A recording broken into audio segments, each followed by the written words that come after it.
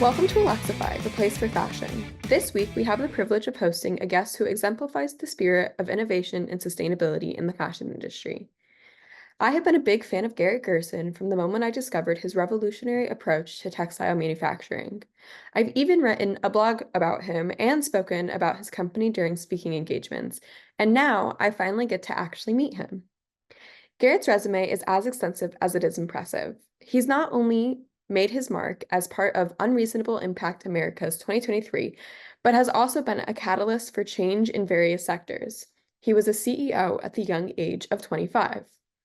His venture into the fashion world was met with extraordinary success, achieving a staggering $10 million in revenue and securing a global distribution across 350 stores.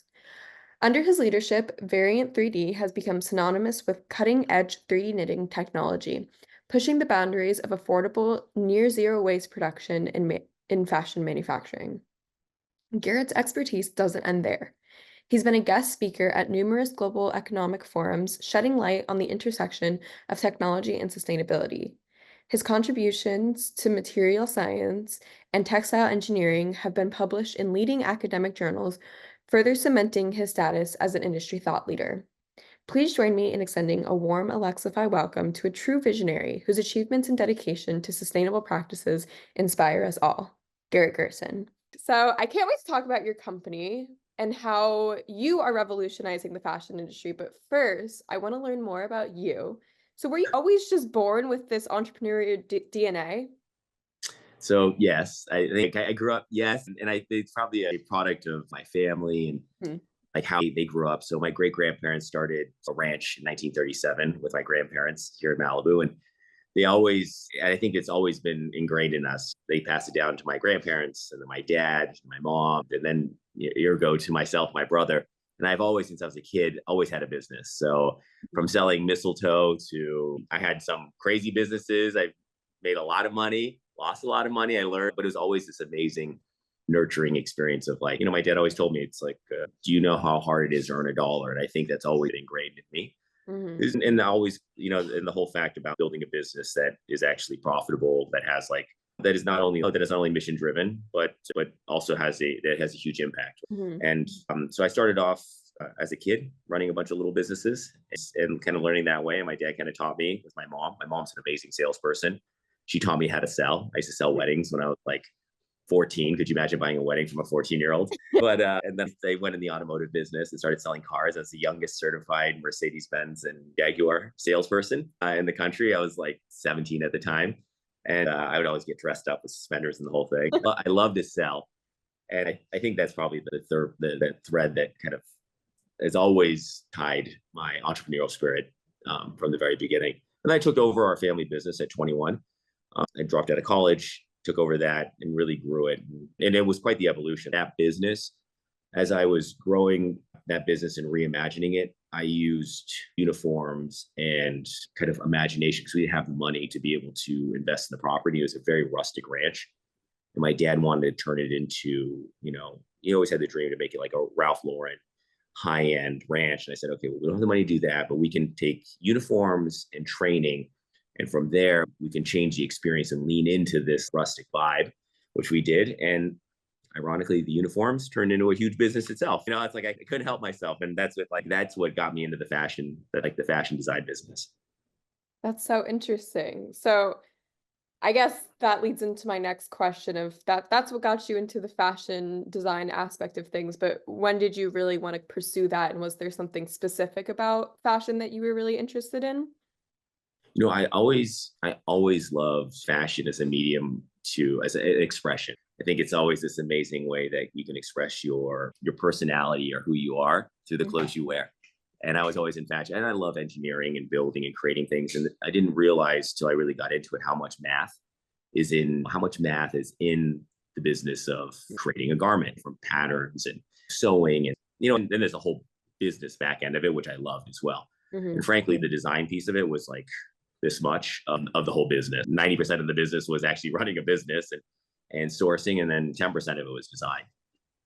Yeah, no, I always explain that to people because I go to the Fashion Institute in downtown and they're like, Mm-hmm. oh, school must be so easy because you're learning fashion. And I'm like, I mean, I wouldn't say it's terribly too hard, but it's not just I'm studying trends, and there's much more that goes into the fashion industry than this pair of shorts. There's a science to it, there's a math to it, there's so much that goes into it, there's a psychology to it, and I'm like, it's a lot more than you actually realize, but it's okay. I like explaining it to people because then I get into this long conversation about it and I start ranting and I'm like, actually. No, but Uh, there's so much, like, and you're right. It's like there's like the whole kind of, it's very artistic in a lot of ways. And it's like there's like an architectural and artistic piece to it, is like a piece of sculpture. My grandma was a sculptor.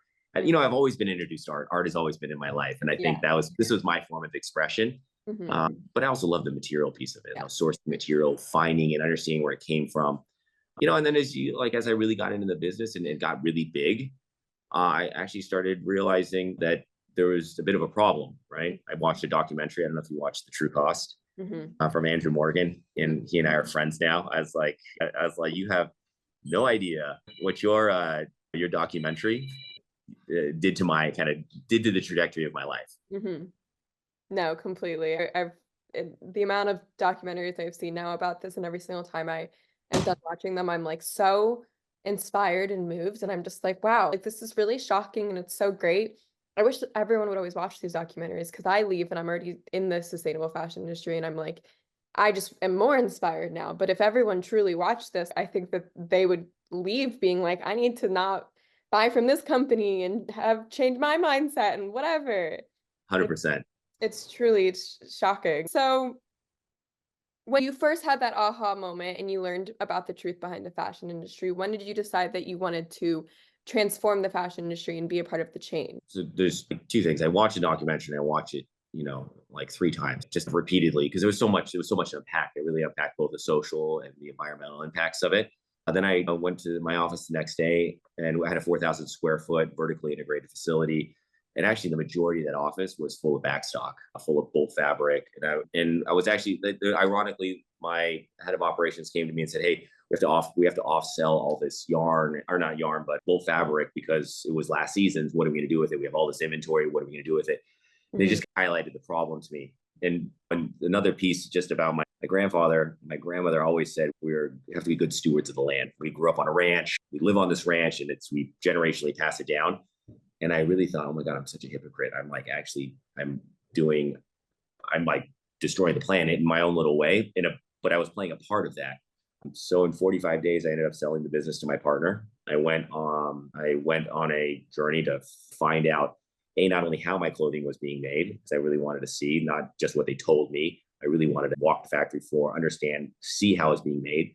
And I wanted to explore a way, like it was a lofty goal. I said, could you 3D print clothing? What does that look like? Could you 3D print apparel and create things on demand just in time? Could I use sustainable material? That was like my threshold, my North Star. And as I was going around, I went all through Asia, South America, all through the US, and I stumbled on flatbed knitting. I looked at also traditional 3D printing as well. And I thought that was like 7 years ago at the time. And 3D printing back then was not where it is today. mhm, And frankly, it's the same thing. Nobody wants to wear that type of material. It's more of for midsoles and soles, those are great, but you don't want to put that against your body. And mhm, also the chemicals that the off gases, things like that for some of these 3D prints aren't that great either. So I stumbled on 3D knitting or flatbed knitting. And I remember I was at a factory with an engineer, and he said, "Hey, you think you can make sweaters with this? Let me show you. Look, the fly knit shoe that Nike made is off this machine. Look what I did with the automotive space. Look what I've done in kind of aerospace." And I was like, "Oh my God, okay, this textiles on a whole nother level. This is just mhm, apparel. This really touches a massive, like, it just kind of touches our whole life." And I think it really comes back to this phrase that kind of touched me was, we're born wrapped in textiles and we'll die wrapped in textiles. It's mhm, literally everything. I mean, it's everything around us. And you almost forget about it because it's just kind of like water or air. It's just like there, and you take it for granted. mhm. No, completely. I was talking at a school one day and I was explaining to them, I was like, I made them raise their hand if they cared about the fashion industry, and not Yeah. that many people raised their hand, which I thought was hilarious because we were quite literally at a fashion show, but that's all right. And then I said, raise your hand if you wear clothes on a daily basis. And obviously everyone rose their hand, thank God. But I was like, see, it's that classic Meryl Streep from The Devil Wears Prada saying that you think that the fashion industry doesn't affect you, but you're wearing this that was picked from here, here, and here, Yeah. and you're wearing it, and you're going to bed in clothes, and you'll, like you said, be buried in clothes. And so Mhm. it's like it truly affects your day-to-day life when even if you don't realize it. So even if you don't necessarily care about the latest trends or who this is, what this person's wearing at this event, it still affects you because you are wearing clothes on a daily basis. So it's really such a shocking thing to also then realize that you going and buying some random shirt because you needed it for a new event can actually be so harmful, not only to our planet, but to the people that are making the clothes and the animals and to you yourself because of the chemicals in our clothes. So truly, for me, was like the most shocking thing ever because I loved fashion forever. And then I was like, wait, this is really not good, actually. Let me change everything. Um, But it's like it's cloaked in a mystery of it, and it's even when you produce it too. And I mean, I've been in the business for over 25 years, but there's so many layers. It's like an onion, right? You have to peel it back. It's kind of cloaked in this mystery of you don't really know who's really producing it. Where is your material really coming from? What's the carbon footprint? I mean, that's what blew me away is materials get shipped from Asia to Europe there's partial assembly that happens there to get shipped back to Asia to be finished, to be shipped to the US, to be packaged. And it's, oh my God, my garment just took a world tour. no, And then you're completely. overproducing it because you have to hit minimums and you're forecasting out. I was forecasting at the time a year out because it was a machine that I inadvertently got sucked into because I was first started doing 2 seasons, spring, summer, fall, holiday. I kind of Mhm. packaged them together. And then all of a sudden I broke those apart. It became 4. Then I did resort, and there's 5. And then I did another collection. Now, so I was doing 6 collections, I was doing 6 collections every year. I like burned out. I mean, you Mhm. can't be that, it wasn't fun. You can't be that creative. It sucked the life out of me. And I was at trade shows every day. And I was like, Mhm. I mean, it was a lot. You forget, you inadvertently get sucked into the machine. And then the byproduct of that, because you want to hit certain price points, is you have to make, I was at the time making 500, 1,000, even 5,000 units of certain styles. So I could actually make a margin, but I wasn't selling all the way through with that. And I was buying more than I needed because, well, why not? Because the other 1,000 units effectively free. If I only made 500 units, why not make 1,500? Because when you did the math, it was like got the other 1,000 for free, and that other 1,000 would make or break my company. Mhm. No, it's crazy to think about. And you were saying even the 6 collections, and there are companies out there that release a new style on a daily basis. And I'm like, Yeah, we don't need that many clothes. Like it's no. truly insane. We could have stopped producing clothes years ago and been fine for the next however many generations, but not only did we not stop doing that, we did it at a faster rate. And so Mm-hmm. it's unrealistic to not create anything new at any point because that's what we're used to. That's how brands make money. That it makes sense, but we can do it in a way that's just better, release less and high quality garments rather than so many items per day. It's crazy to me. But now you have your company, Variant 3D. So can you tell us a little bit about the company and the technology that is transforming the fashion industry? Variant 3D was part of that journey that I went on and really discovering there actually is an ability to 3D print textiles. And Mhm. you do that through industrial knitting machines. And they make about 70% of the products we wear every day. And everything that I'm wearing, a lot of it's made on this format. But I realized the glass ceiling to all of this was the software. It's incredibly complicated. It takes decades to master it. The cost to actually enter into the space is really expensive. Machines are expensive. The software is Mhm. expensive. Then you need to dedicate 30 plus years of your life if you really want to master the skill set. And I'll give you kind of like the how I got here and then why I ended up making the software or building the software platform at Variant 3D. But when I looked around, there's several handful of companies that make all the industrial manufacturing machines. I visited all of them. I ended up settling on a German company called Stoll. I was in New York. They're like, you buy this machine, you buy this software package, it'll show up in 6 months. You'll be making these shoes and this and that. I'm like, oh, that sounds amazing. Anyways, the thing shows up in a giant semi truck in our dirt parking lot at the ranch, and I was like, wow, this is sure a lot bigger than it looked like in Manhattan. was like, did I order the right thing? And I was like, you in the right place? And the guy comes out, he signed here, and he's like, where do you want to put it? I call my dad. I was like, Dad, what do I do with the thing? And he's all, let's get the forklift. I was like, okay. So I get the forklift the thing off, and I was like, I don't know where to put it. So we have an old horse barn on the ranch. So I was like, okay, I'll just put in the horse barn and forklift it over here. I'm uncrated, and I looked at it, I'm like, oh my God, there's so many parts. It's like, like, and I felt like I bought something at IKEA without the directions. I'm like, oh my gosh. Anyways, he like wedged it in the horse barn, set the thing up, fired up my computer, put the key card in, and I looked at it. It's like a big blank screen with a bunch of squares on it. I'm like, okay, this is not at all what you guys sold me. And I called, or it's like a week later, I called my sales rep. I'm like, hey, I think you guys sent me the wrong thing, because I clearly can't make the shoe you showed me that I could just kind of plug and play and make with this thing. Anyways, I had to find a mentor. I found a mentor. He taught me for a year and a half how to program.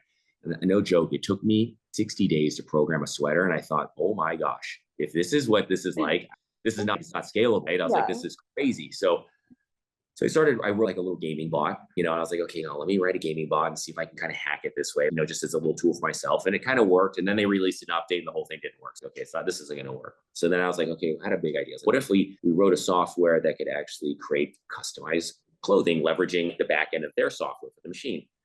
Anyways, it didn't work. And I needed to find, it just was more complicated. I tried to simplify something incredibly complicated. And then I really understood how complicated the problem was, and how these big universities like Carnegie Mellon, MIT, DITF, these huge universities that were with professors with PhDs trying to solve the same problem. And I was like, I'm going to try to solve the problem. I don't know. I was like, I'm totally naive, and right. Like, everyone said it's impossible. I was like, okay, every time I've heard that in my life, that means there's a huge opportunity.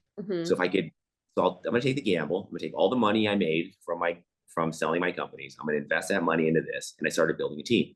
So I brought on an incredible senior network engineer, this guy, Chris, and he was incredible because he's willing to share his knowledge with me, 100% of it. Because most engineers in this space, they only share about 80%, if you're lucky, right? And they make you figure out the other 20, which is the most important part.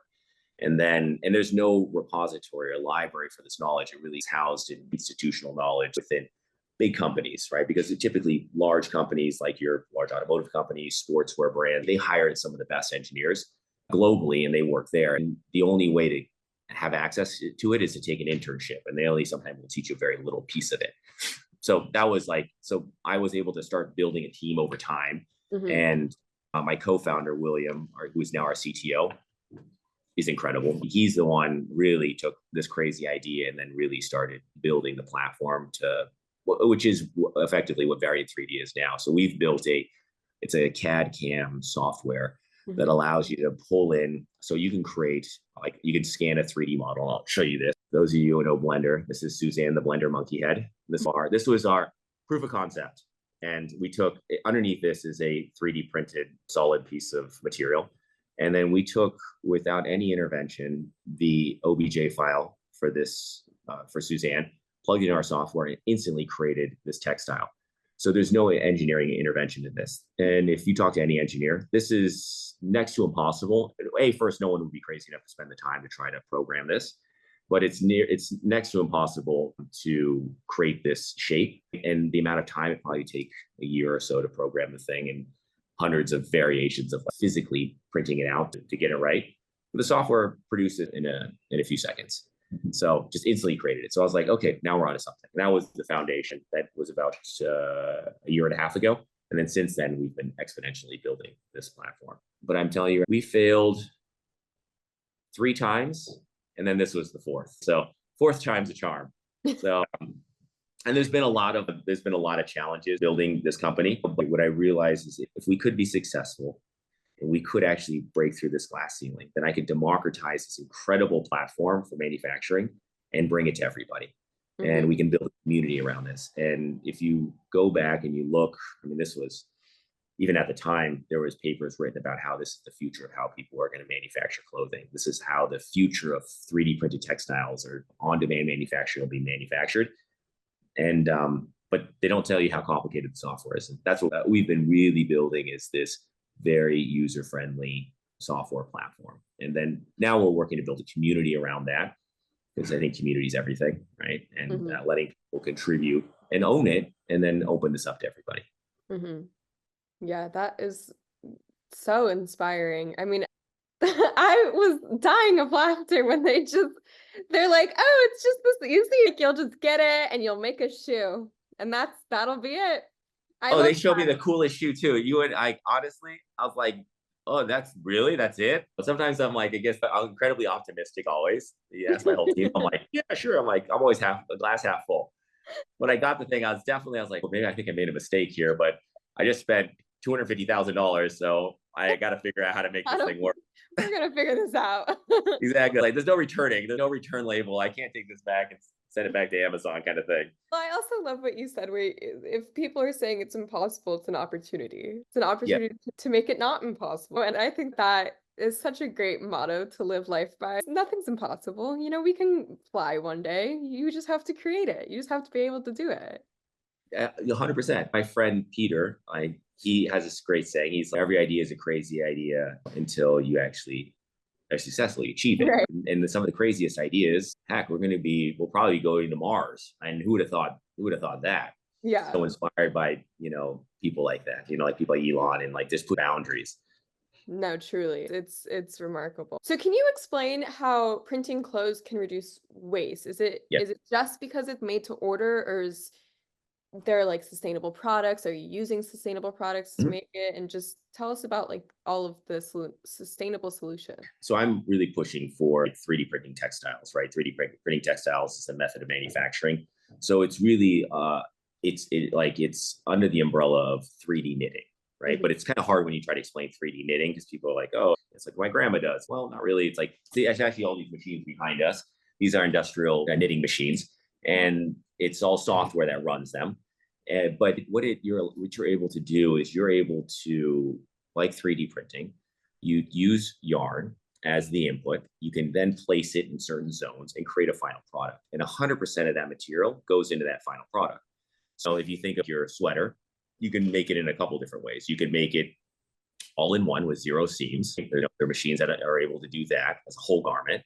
But when you do that, there are limitations. There are limitations in what you can design in it. It's all about it's like a decision tree. You want to do full 3D printed or a full 3D printed sweater, well, then you can do this much design and customization. If you want to do like a very kind of outlandish, crazy sweater with a bunch of different fabrics, knit structures is what we call them, which are effectively different textiles knitted at the same time into one panel. Then you can knit in a sweater 5 panels, and then there's no cutting.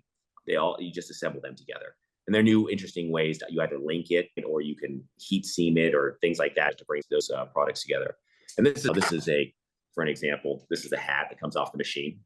There's no sewing. I mean, there's no cutting. There is one seam, which you can see right here, but it comes off, and the design, everything is, you decisively can place this in the program, and the machine will make this. And there's something called fusible in here, so you can add different zones where you can make certain areas of it harder. Right? You can add a glue to make it harder. You can bring in different fibers in certain areas, and that's where it gets exciting. Is the future of fashion, the future of textiles is going to be smart textiles. And that's where things are going, where you can embed conductive fibers, microprocessing chips. So you think of Google Jacquard, a denim jacket. Think if it was all embedded and inlaid inside the fabric. We're exploring that. We have an amazing engineer that joined us a year ago. That his whole background is based on that. Wow, that's And so then cool. and then going one step further, where I'm really excited about like where we're taking this and how our platform is able to drive sustainability and visibility into the industry, is we can take, so all your shoes today are typically made out of recycled polyester, some type of polyester fiber, which is plastic, right? Oil based. If it's recycled, there's a little bit of virgin plastic goes into it, but I think that is definitely on the way out. So we're working with Woolmark. We're the development house in North America for Woolmark Group, but we're taking a lot of these programs from polyester and interchanging them out with wool. Or a friend of mine, Tessa, who has Keel Labs, she's making yarn fiber out of kelp. Or, there's another company, a friend of mine, Stacy, who created it's a biosynthetic replacement yarn called Evernew. It's amazing. And we're making sweaters and all kinds of products out of it. But we're able to take a polyester fiber and swap it out for an organic fiber or for a natural fiber. And we can do that very quickly. So the platform allows you to go in, what you do is you print off a swatch, you extract out the density of that fabric, you put it in the software, it instantly recreates a program for you, and you put it on the machine, and it'll make it. That's, to give you context, is months of engineering time compressed down into a few seconds. Okay. Yeah. So that hat that you showed us, Mhm. how long did that take to just print? Oh, probably, I think it was 25 minutes. That's so cool. Yeah, and the design's in it too. And that's part of the beauty of our platform too, is you can place the design. So you design all in 3D, which you would think is it's the most intuitive way to design. And we've done everything from lamps to we've got some pretty wild things.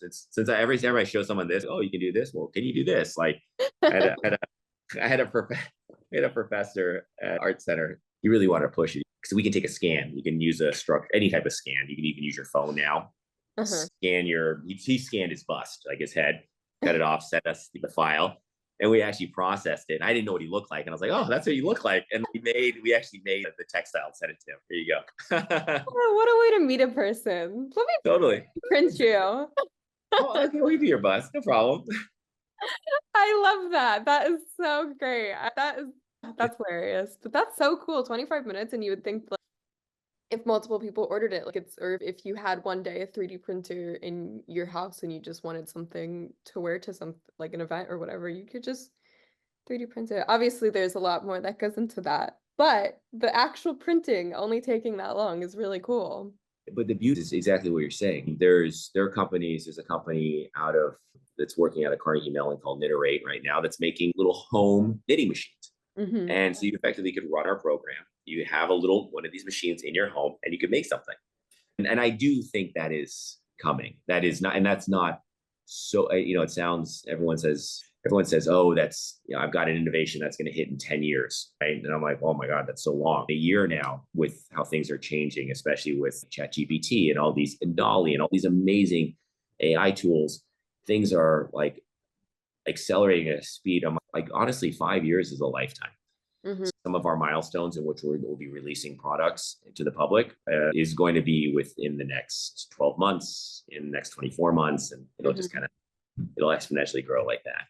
No, that's so cool. And you said, like, 7 years ago you were first went and saw like a 3D printer or something like that. And 7 years ago, I don't even think I realized that 3D printing was happening 7 years ago. So it's so interesting. Or even the term sustainable fashion wasn't really happening 10 years ago. So the fact that it's such a big thing now, when we're making all these improvements, and it's crazy that in a few months, in a year, and 10 years even, you could have a 3D printer in your house that makes clothes. That doesn't seem like a lifetime away. That's crazy. That's really cool. I can't wait to have my own.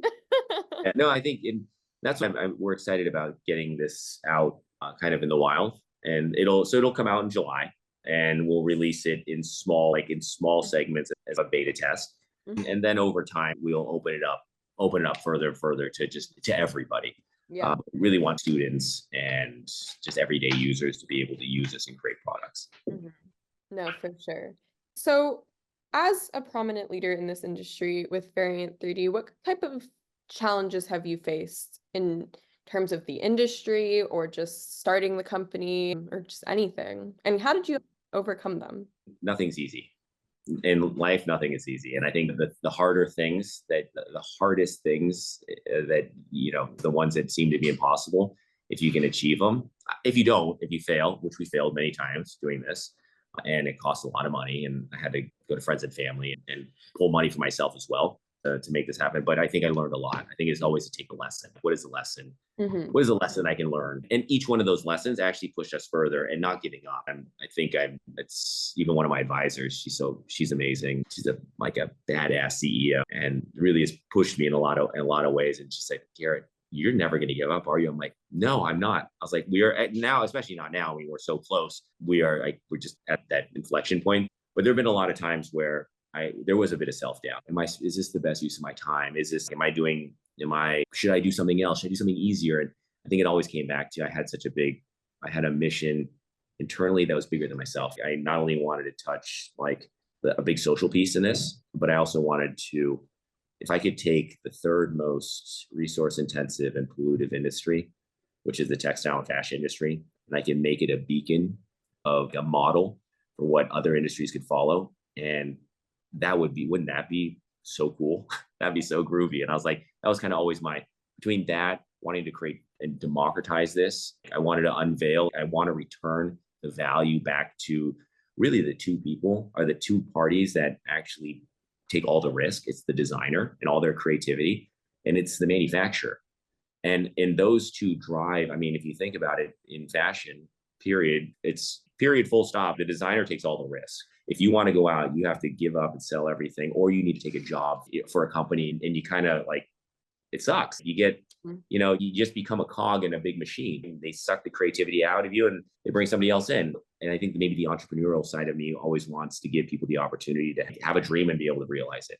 And then for the manufacturer, when I was in Asia, when I was in South America, it just was, everyone is always every year squeezing on the margin. So it's like I always thought as a factory, as this hub, like it was as a community hub that created jobs. And it's like it created jobs and community and created wealth and opportunity.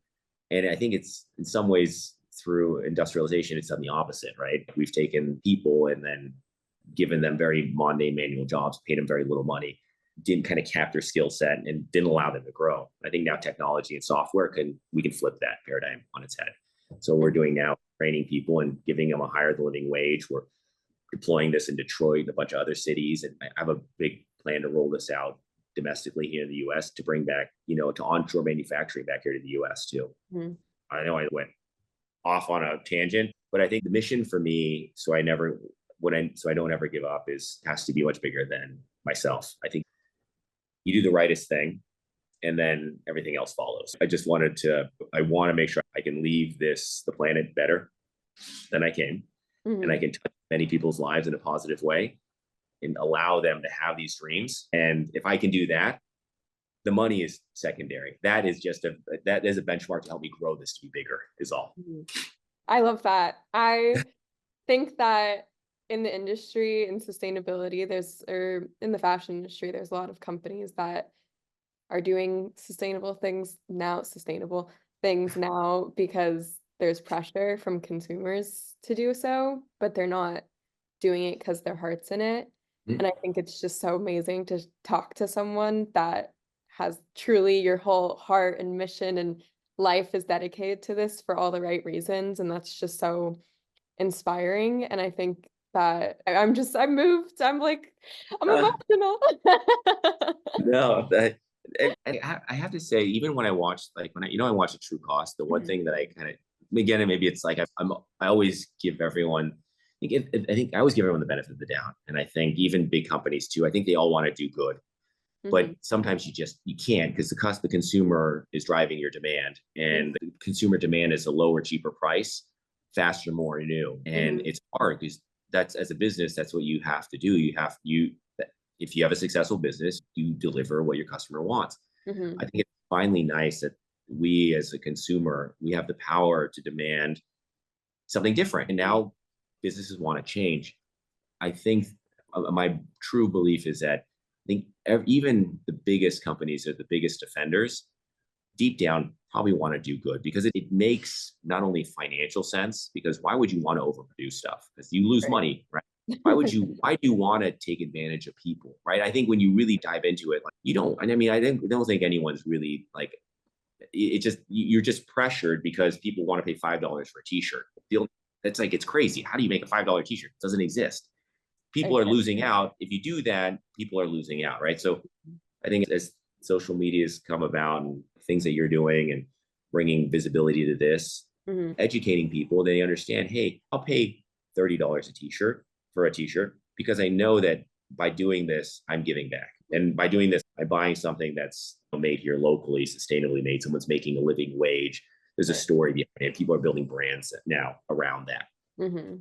No, completely. I think we're seeing a lot more of that too happening, which is great. I think I saw a video on TikTok, of course, and someone was like, apparently there's this thing, if you go to Zara or something and ask for a certain price, they'll give it to you for cheaper. I didn't watch the whole thing because I was like, that's ridiculous. We should not be paying that little. but someone stitched the original video and was like, we need to change our mindset, guys, because Zara is already super cheap Yeah. and you don't need something for $5 because when you do the math behind it, you logistically cannot be paying someone correctly to in order to sell something for $5. How is the company going to profit from that? It makes no sense.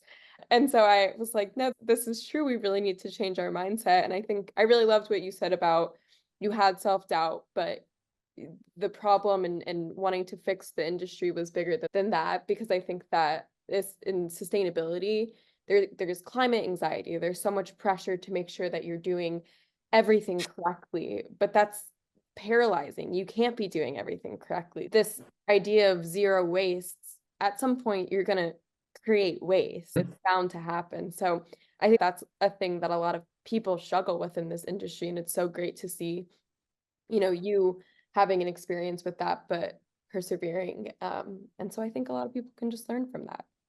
Yeah. And I hope, yeah, I think we all can make a difference, right? Everyone, and sometimes it's like it's just one click. If you click one notch every day, at the end of the year, you've done a full serve, right? And if you do that every single day, it's like you have a mission. You don't lose sight of it. You don't get distracted, right? It's hard. It's easy to get distracted. It makes failing fun. Like looking back, I kind of realized I've always fallen up. If something wasn't successful, enough 5 opportunities opened up because of that, and then I was able to drive closer to where we are today. Yeah, that's such a great way of looking at it. You really are a very positive person, and it's very refreshing. I No, love I think we're very lucky. I'm very blessed. I'm very grateful. I have incredible people. I'm an amazing team. So if you're ever out here, you got to come see it. Yes, I would love to. I mean, and honestly, we open up the facility to anyone, if interns and people just want to come see what we're doing. It's on this ranch in the middle of nowhere. And, I was very thoughtful. I want to show you can build industrial manufacturing anywhere. Mm-hmm. If you build it in a horse barn in the middle of the Santa Monica Mountains, Mm-hmm. run Starlink, and I'm working towards to take this thing off grid, then there's no reason why industrial manufacturing truly couldn't have a zero carbon footprint. Right. You couldn't, like these little hubs couldn't be all distributed all over the world, all over the United States, in your backyard. Like you could have 2 or 3 of these and have your own business and be an entrepreneur.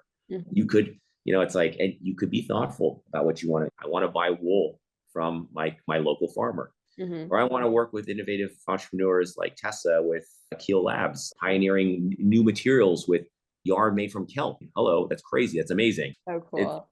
So yeah, it's super groovy. I mean, it's such a fun time to be alive, to get to be able to do these things. It is. It truly is. So you mentioned this a little bit, but I think this is an important topic, especially recently, where AI and technology has been taking over people's jobs. I mean, obviously with the SAG-AFTRA strike, that this was just a super huge discussion, especially where we're living. So how does this kind of affect that? Does it take jobs away? Does it give people new jobs? You touched on it a little bit, but I just want to know a little bit more about that. We're removing the monotonous 90% to free up the fun part, right? The pushing the boundaries. So what we're doing is typically what you have to do if you wanted to build a shoe. This is a shoe that we did here for Climate Week, and we did this. This only took us a day to do, but this would take about a year, probably, once you prototype it, do all the sizing and things like that.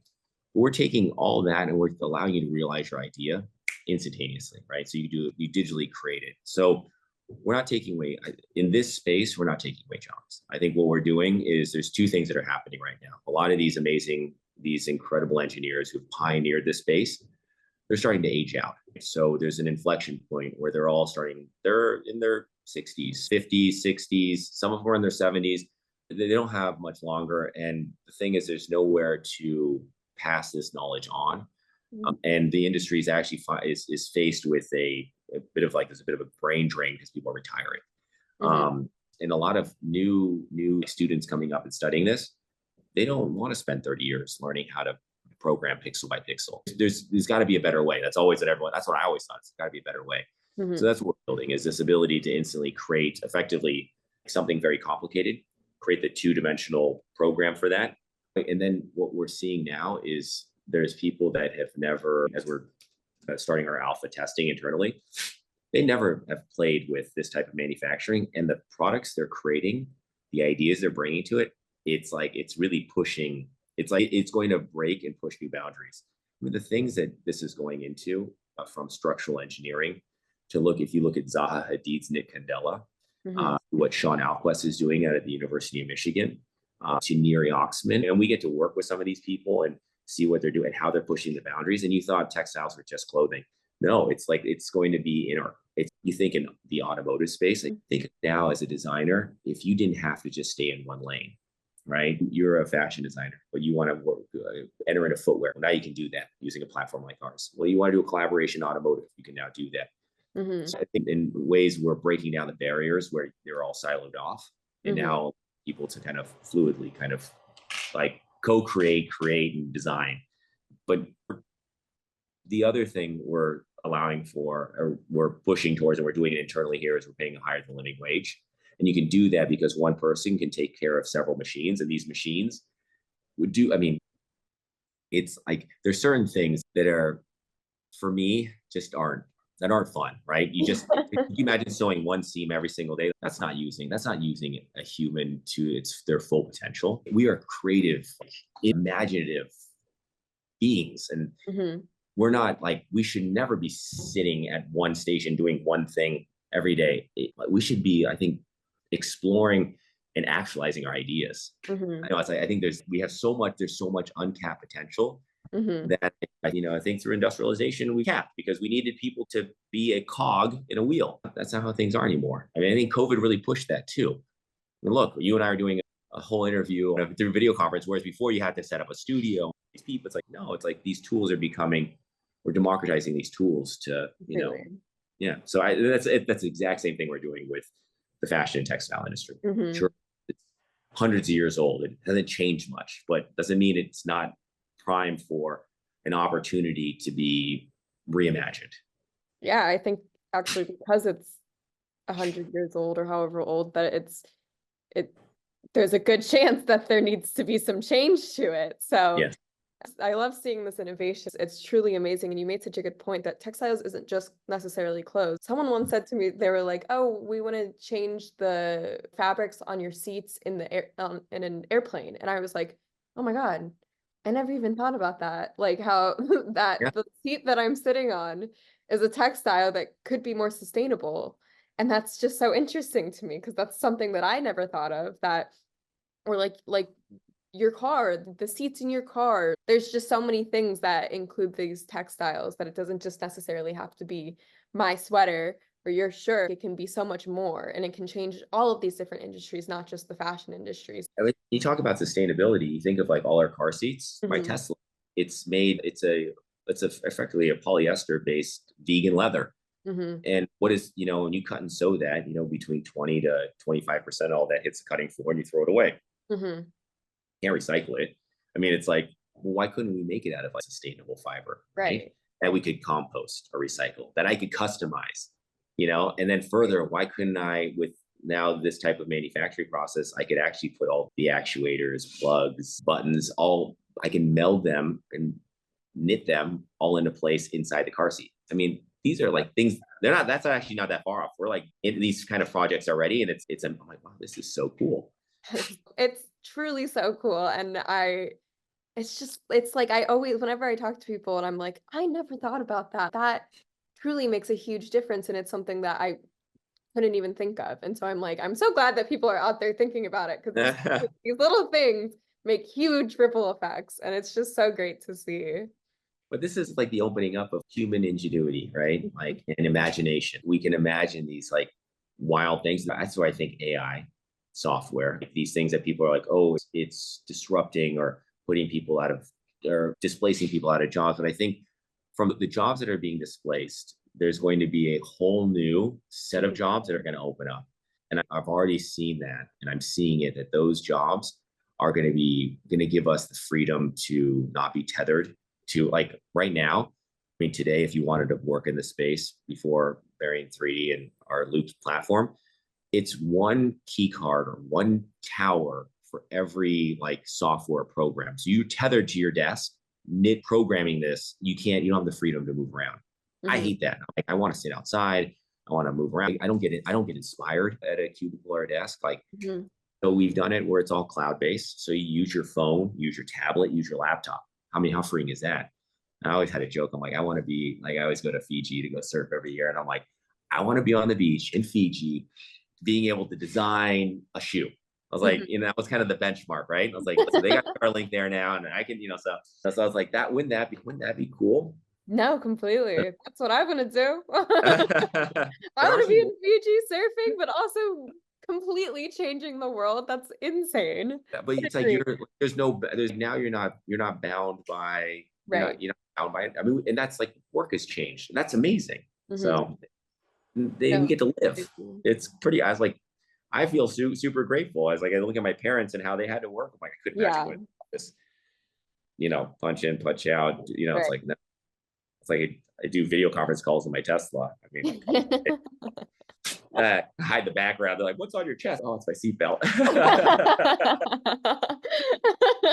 No, I love that. I do the same thing. I mean, even school, doing Zoom calls instead of having to go necessarily to class to Yes. a building to the Fashion Institute. It's allowed so many people to attend the Fashion Institute in downtown without actually even having to live in downtown, which I think is just incredible because it gives people the opportunity to study what they want to study without necessarily having to leave their bedroom, which personally I love. I love taking Zoom calls from my it just makes life easier.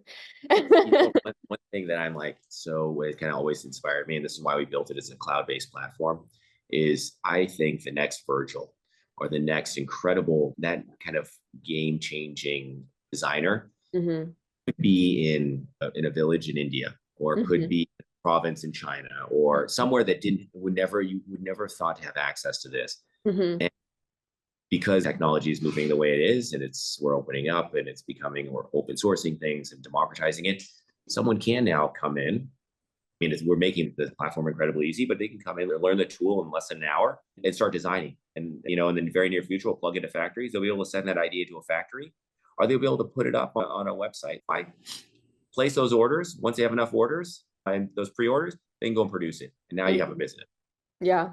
Oh my God, Incredible. I'm like my dad. I'm like pushing entrepreneurship on everyone. No, it's perfect. I love it. I do that too. I'm always like, I have such a marketing mind that someone will say something and I'm like, oh my God, we should make a video about this. This is great. Like, that's a Let's business. get You it should build a going. business. You should. Oh my God. No, same. My mom is also always like that. My aunt makes earrings and stuff, and my mom's like, we're making this into a business. And I'm like, oh my Yeah. God, I love this. This is great.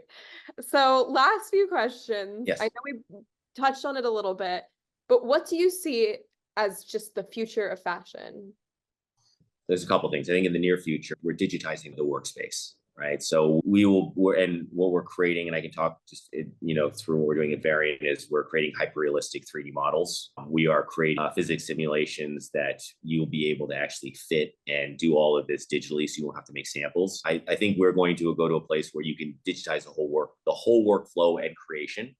You can then sell it, and then you make it, right? And that's the way it should be. Instead of making it, make a bunch of inventory and then try to sell it. We're just trying to flip that paradigm on its head there. Hmm. I see smart textiles being a huge player in everything we do and wear. And I have my Apple Watch, my Aura Ring, and these are like devices. They're hard and just like not malleable. And but I do see, and people have already played with it, but embedding conductive fibers and microprocessing chip and sensors in your sports bra or in your shoes or your leggings. And just Hmm. think of the you'd be able to get from that in your car seat. And I think it already is very data driven. I think that's going to be more. And I think it's going to be incredible. Analytically, I love that information because it tells you so much about I've got an 8 sleep mattress thing, and I get all this data. I'm like, oh, I slept really well. It's like, but Yeah. those things help improve your life, and they're interesting. They're interesting not only for markers on your health or how you live or how you can live better, but I think it'll integrate kind of seamlessly into your everyday life and all in your wardrobe. And I see fashion.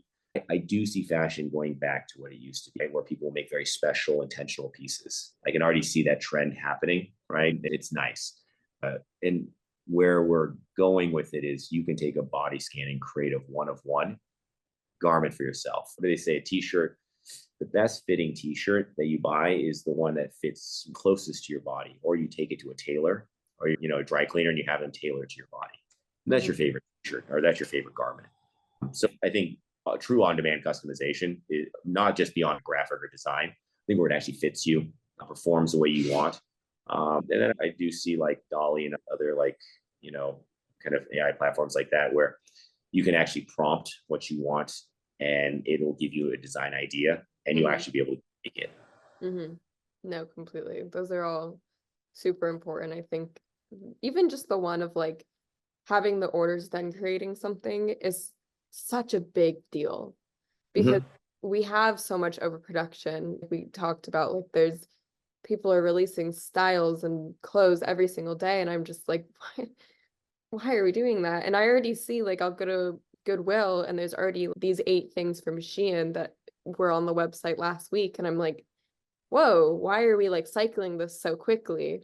So I think just that small change of having the orders, knowing what you're making based on what people actually want rather than overproducing and then getting rid of it is such a big important step to take that again it's like something that you might not even necessarily think of. It's just always how things have kind of been where it's like, oh, we're going to make this and hopefully people will buy it.